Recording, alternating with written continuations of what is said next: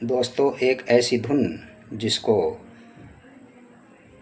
Producer director से लेकर सब ने मना कर दिया।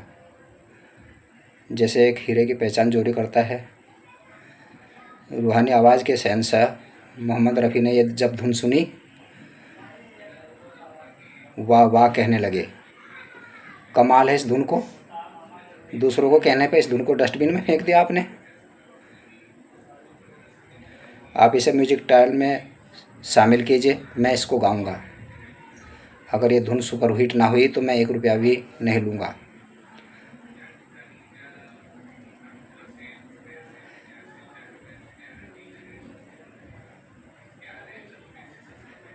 लक्ष्मीकांत प्यारेलाल का जोश दोगुना हो गया। मोहम्मद रफ़ी साहब को सब जानते थे, लेकिन गीतकार जोड़ी लक्ष्मीकांत प्यारेलाल को कोई नहीं जानता था। उनकी एक ही फिल्म आई थी, पारसमणि। हस्तावा नूरानी चेहरा गाना था, फेमस, कल्ट।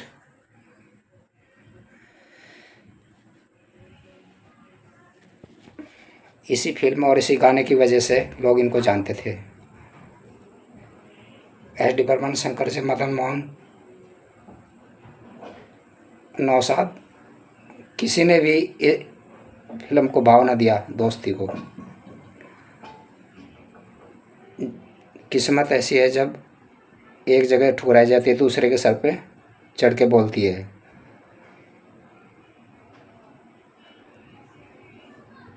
आज हम जिस गाने, जिस फिल्म, जिस संगीतकार और जिस प्रोड्यूसर की बात कर रहे हैं, वो फिल्म इतिहास के एक ऐसे मोड़ पर खड़े थे जहाँ पुराने ढर्रे टूट रहे थे और नया आकार ले रहा था।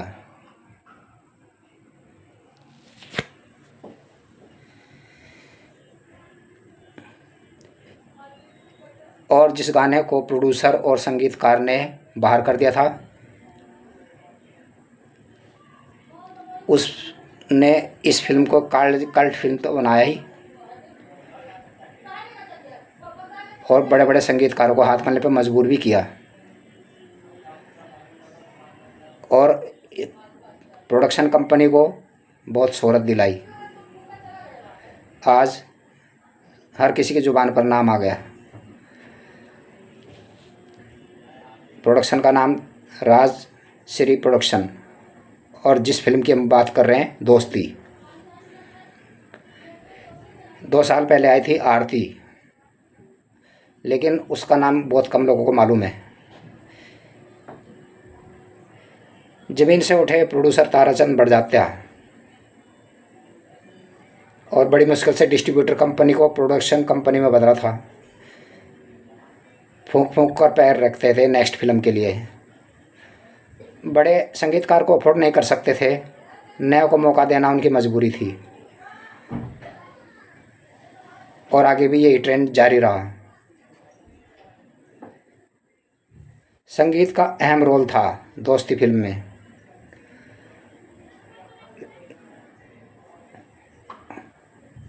लक्ष्मीकांत प्यारेलाल पर सूरज बड़जात्या के जो ताराचंद बड़जात्या, उन्होंने दांव लगाया। 6 गानों की धुनें तैयार थी। सत्यन बोस डायरेक्टर, ताराचंद बड़जात्या ने एक धुन को आउट कर दिया। दूसरे लोगों को भी लक्ष्मीकांत प्यारेलाल ने सुनाया धुन को, लेकिन सब खारिज हुआ। यही धुन रफ़ी साहब ने सुनी जब गानों की प्रैक्टिस कर रहे थे।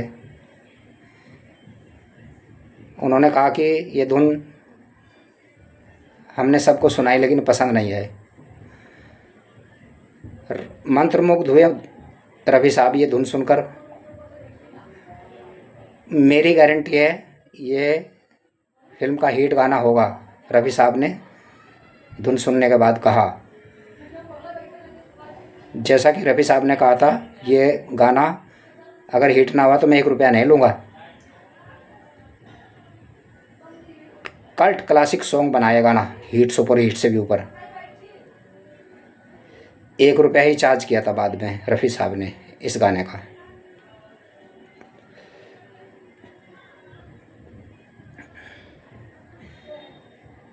ये गाना था आवाज़ मैं ना दूंगा, चाहूँगा तुम्हें शाम सवेरे, नाम को तेरे आवाज़ मैं ना दूंगा। और ये आवाज़ इस कदर गूंजी कि रिकॉर्ड टूट गए। दोस्ती फिल्म का यह गाना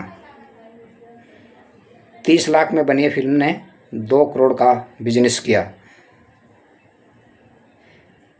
उस दौर की ये सबसे अच्छी और सबसे अच्छी बिजनेस करने वाली फिल्म साबित हुई।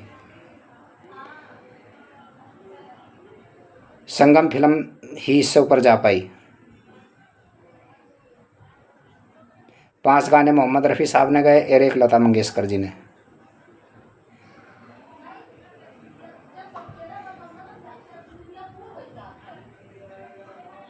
बेस्ट प्लेबैक सिंगिंग का अवार्ड मजरू सुल्तानपुरी को भी मिला नाम।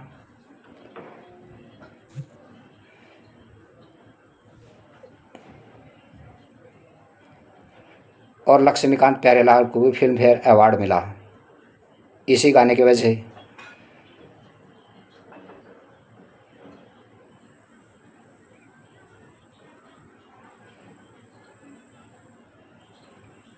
छह फिल्म फेयर पुरस्कार जीते इस अकेली फिल्म ने, दोस्ती ने। और इसमें सबसे बड़ा हाथ इस गाने का रहा।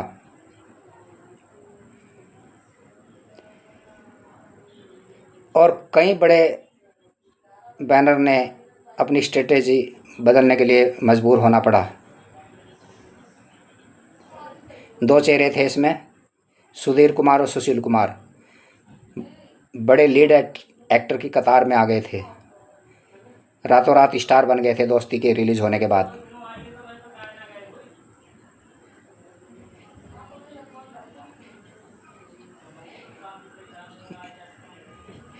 राजश्री प्रोडक्शन इसी धुन की वजह से साल दर साल चित्तौड़ हम राही गीत गाता चल, आँखियों के झरोखे से, नदिया के पार, मैंने प्यार किया और हम आपके कौन, और भी बहुत से नाम।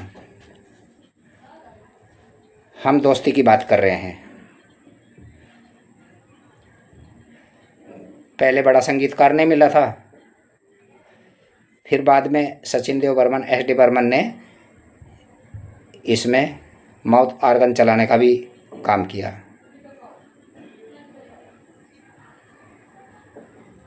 बाण भट्ट और गोविंद मुनीस ने कहानी लिखी और बाद में गोविंद मुनीस ने नदिया के पार डायरेक्ट की। फिल्म की कहानी बड़ी सीधी सादी थी और फिल्म फेस्टिवल में दिखाई गई। साउथ इंडिया सहित दूसरी भाषाओं में भी ये फिल्म रीमेक हुई। लेकिन जो रफ़ी साहब के गाने ने जान डाली वो रीमेक में थोड़ी आएगी। और रफ़ी साहब के गाने ने आंखों से आंसू निकाल दिया। दोस्ती जैसी कहानी